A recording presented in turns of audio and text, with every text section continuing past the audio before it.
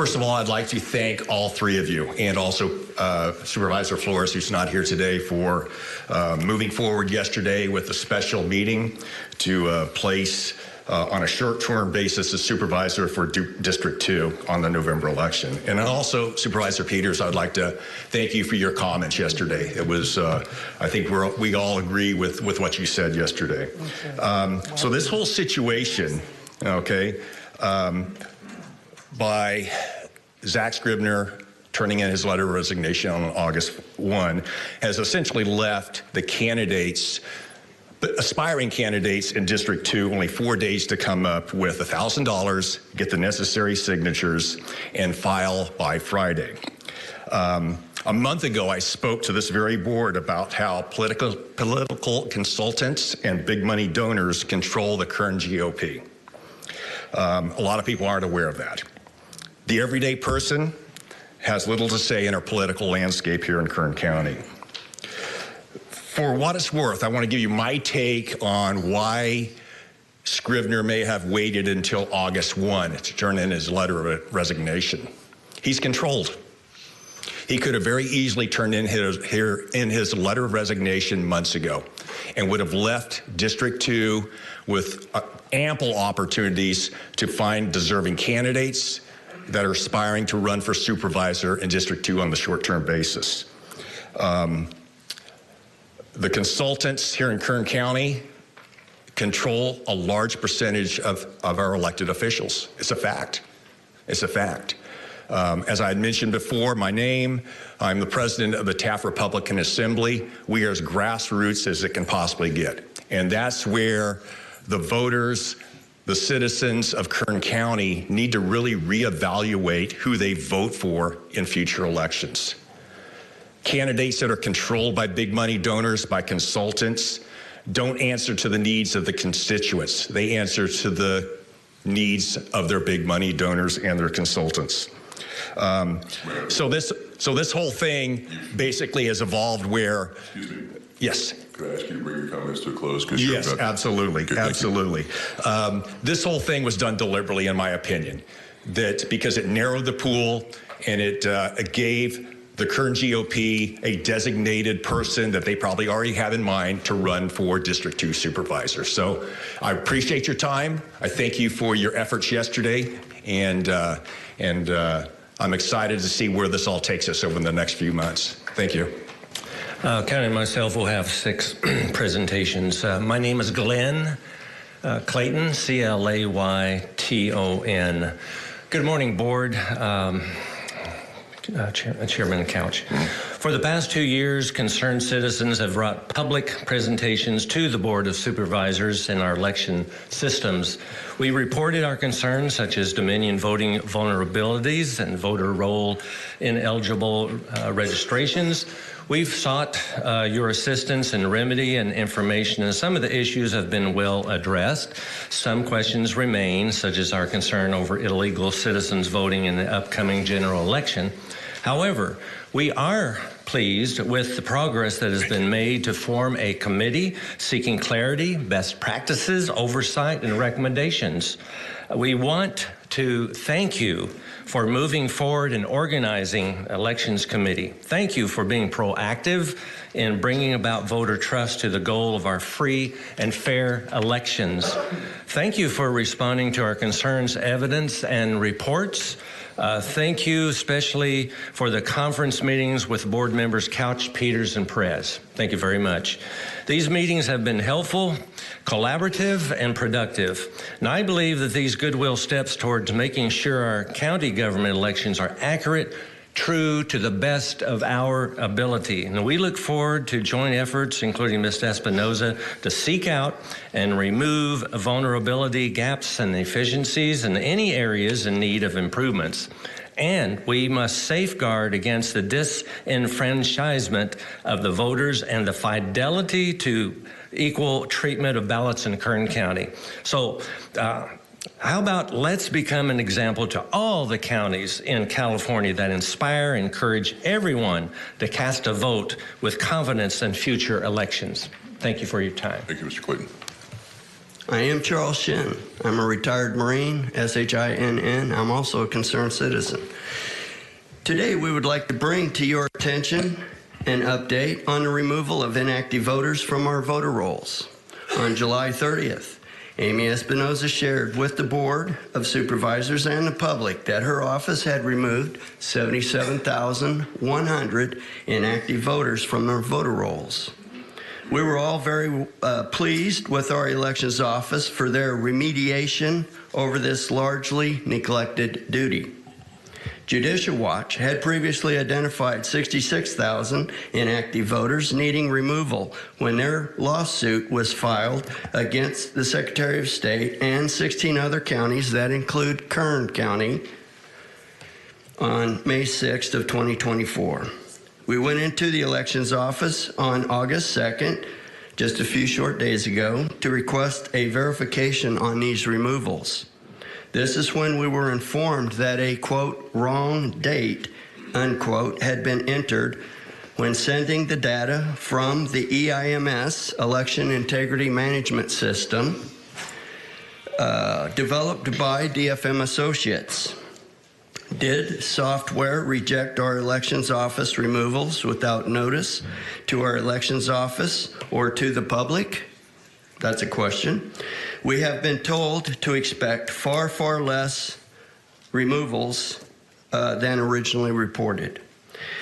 We were told that a voter had made an inquiry to the Secretary of State and our election office was notified, and this is how our elections office even became aware of the system's rejection of our county officials' efforts to remove 77,100 inactive voters.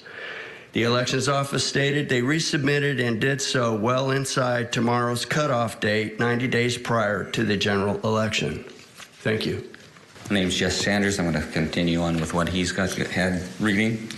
We would like to know if the inactive voter rolls were successfully removed, if the removal of at least 66,000 Judicial Watch identified only 3 months ago, and if the elections office was verified the removal is complete before tomorrow.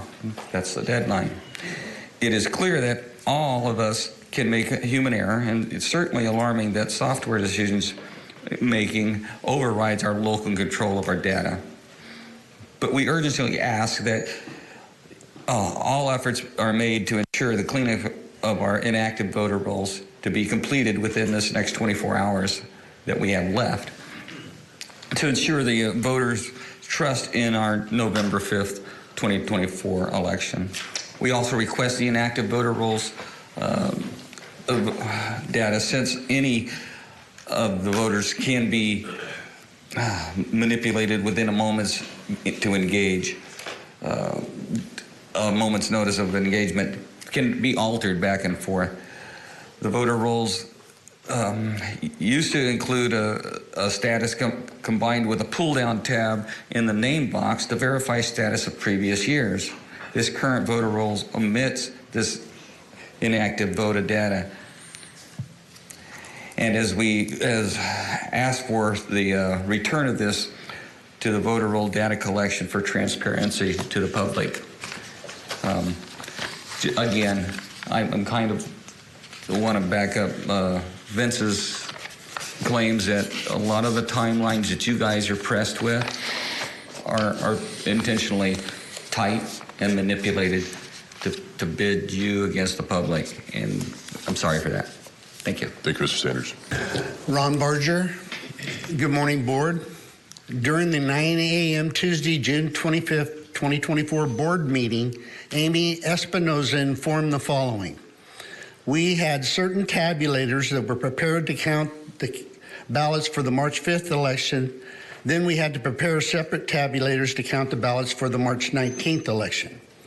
Supervisor Couch asked, is that because the tabulators you prepared for March 5th are still counting ballots during the time of the March 19th election? Correct. And by the 5th, we were already starting to receive ballots for the March 19th election. So we have to count those separately, responded Mrs. Espinoza. We have given you evidence contrary to Ms. Espinoza's testimony on June 25th, June 25th. Evidence was provided to you via Ms. Krause, which documents that on March 8th, an election worker did in fact upload March 5th ballots into the very same tabulators that the thumb drive was inserted into the day before, and which solely Ms. Espinoza was supposed to be solely dedicated to tabulating the ballots applicable to the March 19th election. Good morning, Mr. Couch. Morning. Chairman, board members. Please review again the video we provided your board earlier. Mr. McLean. MC capital L-E-A-N. Thank you. Thank you. We have become aware in other states memory stick devices are a source of malware. These cases increase our own concern over this issue. The origin and use of the memory stick used in Kern County tabulator laptops needs further explanation. Who provided the memory stick? Have the memory sticks been scanned for additional programming prior to use? Can the memory stick be examined for an added SD card?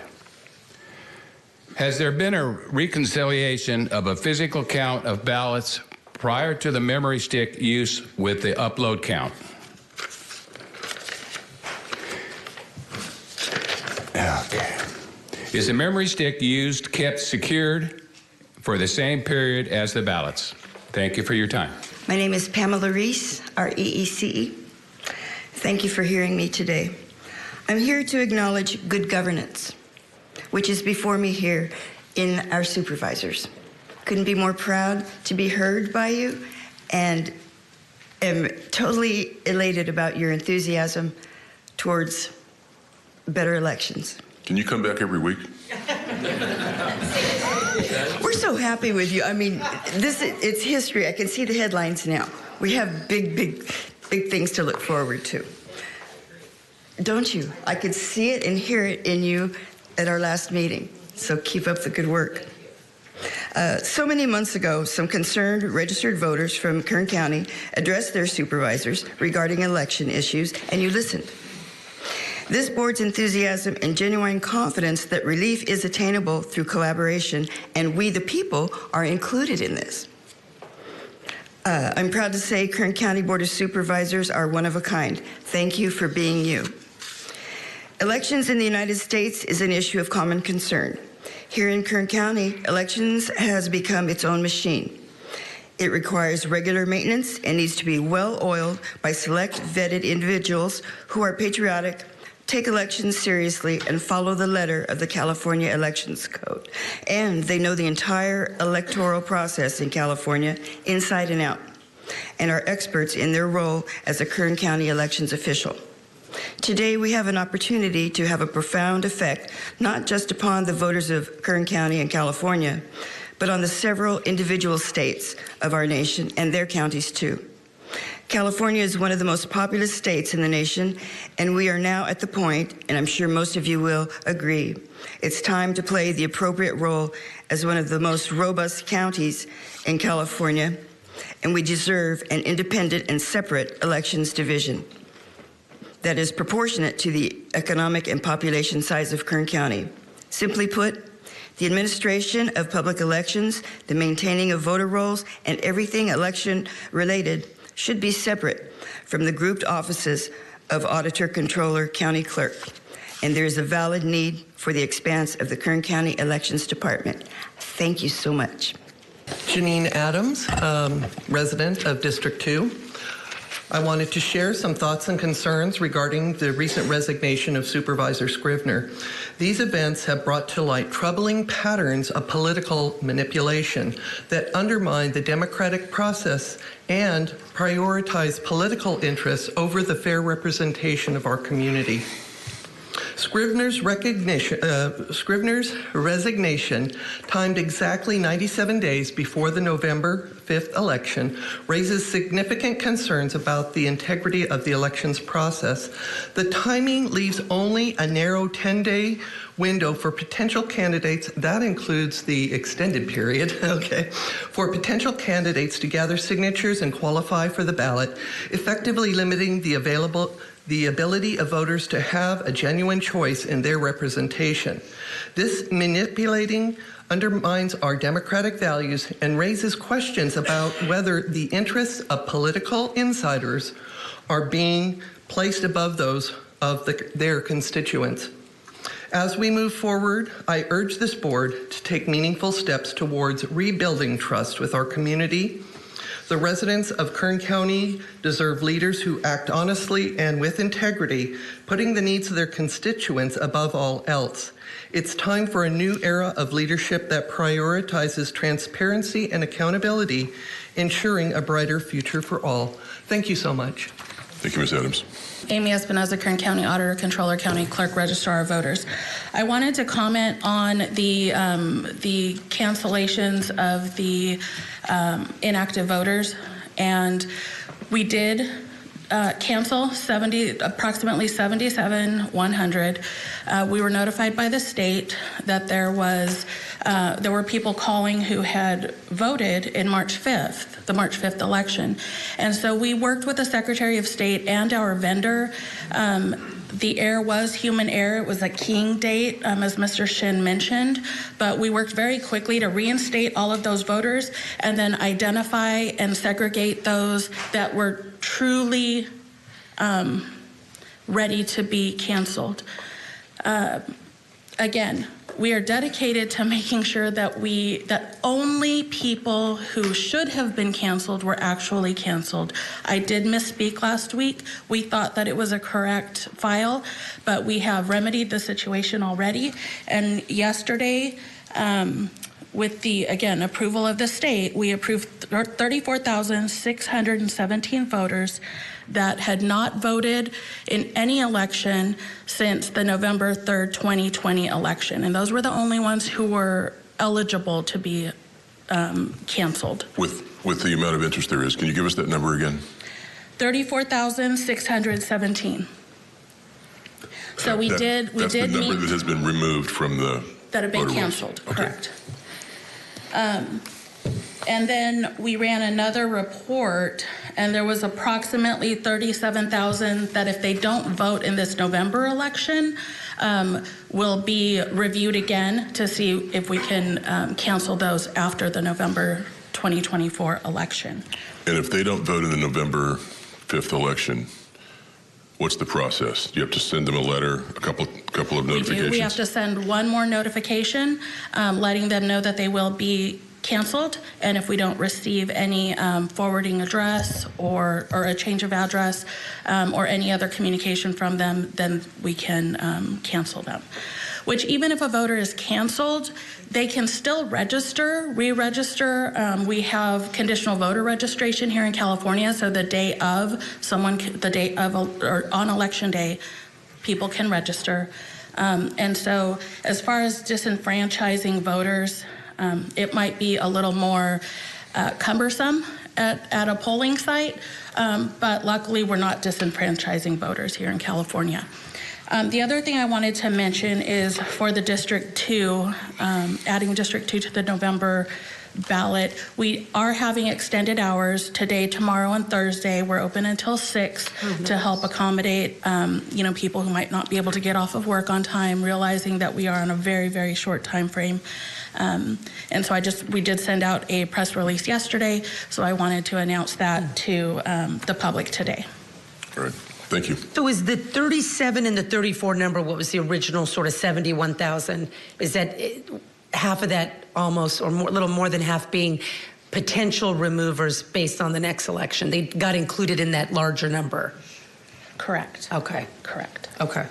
And so based on November, we'll get another update on the 37,000. Some of them are going to vote, but many will not in all likelihood. Correct. Okay. Thank you for that. Thank you so much for coming down, Amy. Yeah, I appreciate it very much. Supervisor Perez? Chair, thank you. We have been discussing informally this group that we've been meeting with and having very productive conversations, very collaborative. I feel very, very good about it. But we have not made a referral to staff. And, I think you and I should be partners in that process very aggressively. And, of course, Peter's so fantastic, but we need two to avoid a quorum.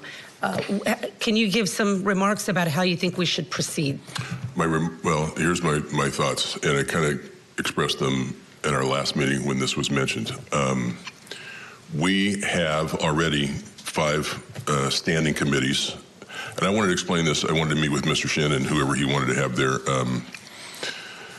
to explain this. We already have those established. We could also establish an ad hoc committee, I suppose, just to work on that issue, but let's assume we just use the standing committees.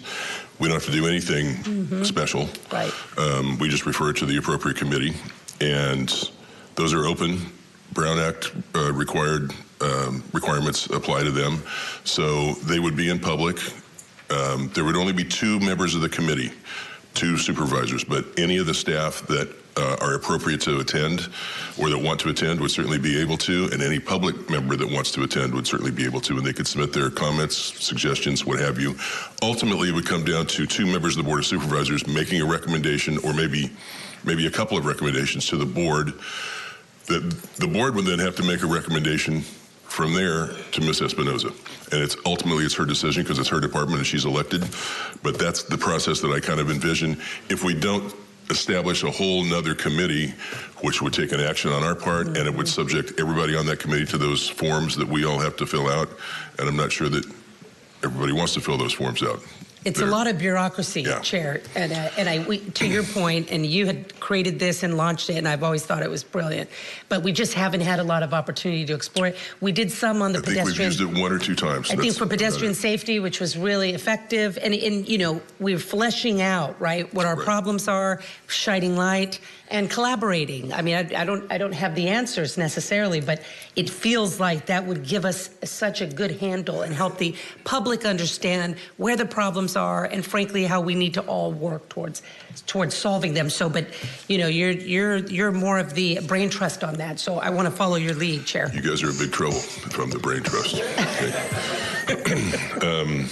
Anyway, those are my thoughts in response to your question. Any others? So you have a time scheduled with Mr. Shin?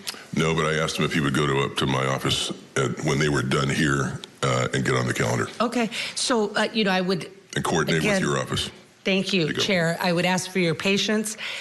Government is painfully slow. I know how frustrating that is. It's frustrating for me too. But this feels to me like a meaningful and substantive progress, and it is going to take us some time. And I just ask for your patience and grace because I think we're all in here, and we got to figure out what that mechanism look like. But I will look forward to Chairman's meeting with you, Mr. Shin, and figuring out next steps. Thank you very much. Thank you. Good afternoon. My name is Ralph Robles, R-O-B-L-E-S, and I am a veteran. And on Tuesday of June 25, 2024, I stood before you during the public comment portion of the 9 a.m. board meeting. I informed you that an election worker was viewed inserting a portable memory stick into several Dominion tabulator machines at 7:38 p.m. Pacific time on March 7, 2024. As a result of this disturbing act, I then requested, per the California Public Records Act, the items listed below. 1, a copy of the tabulator room access logbook. 2, copy of standard operating procedure for certification of machines applicable to 2024 elections. 3, forensic audit of March 5, 2024 election results due to breach of protocol and certification standard. 4, forensic audit of memory device and any other devices and video recordings of March 7, 2024. And 5, logbooks for memory devices and tabulators. The normal expected time for response is 10 days. You are long overdue. It is my perception that you have been slow walking, you have been oblique in responding to requests for any motion to reform our election system.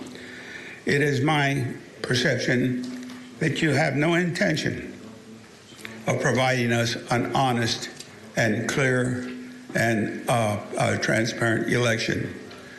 The fact is that you have not even made any move toward streamlining the security cameras on our drop boxes so that we are unable to see who, if anyone, is stuffing ballots in those drop boxes outside of the 8 to 5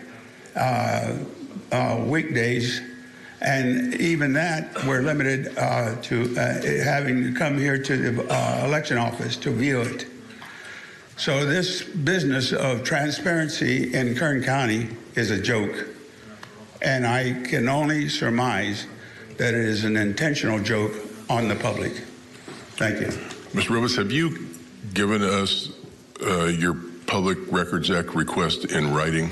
Yes, sir, and I have more copies. Thank you. And I got plenty more. Thank you. Who does that need to go to? You, Margot?